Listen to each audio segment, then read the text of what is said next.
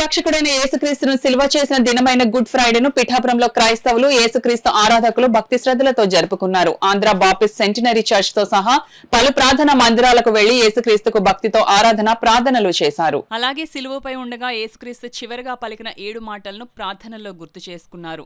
Church pastor చెప్పిన Bible వాక్యాలను విన్నారు. అలాగే ఆర్సీఎం చర్చ్ ఆధ్వర్యంలో యేసుక్రీస్తును సిలువ చేసిన విధానాన్ని కళ్లకు కట్టినట్లు నిర్వహించిన ప్రదర్శన చూపర్ల కళను సమర్పింపచేసింది. పట్టణంలో ఊరేగింపు నిర్వహించారు. ఈ సందర్భంగా RCM church pastor KV Kiran మీడియాతో మాట్లాడారు. ప్రీతమ క్రైస్తవ సహోదరి సహోదరులారా, అలనాడు బందిపోటి దొంగలకు, దేశ ద్రోహులకు, తిరుగుబాటుదారులకు ఈ సిలువ మరణాన్ని విధించేవారు. ఇది ఒక అవమానకరమైనటువంటి మరణం.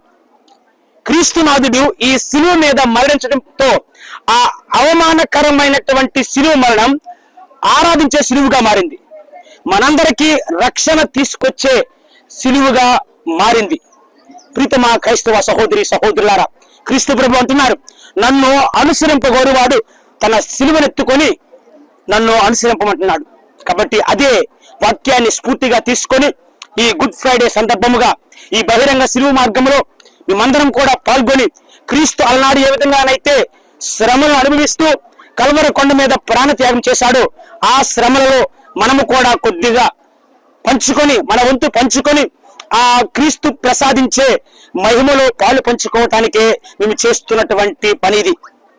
ఈ కార్యక్రమంలో, ఈ పరిశుద్ధమైనటువంటి కార్యక్రమంలో పాల్గొన్న ప్రతి ఒక్కరిని, ప్రతి కుటుంబాన్ని దేవాదేవుడు దండిగా మెండిగా దీవించాలని, అదే విధముగా మీ అందరికీ మా ప్రత్యేక వందన సుమాంజలులు.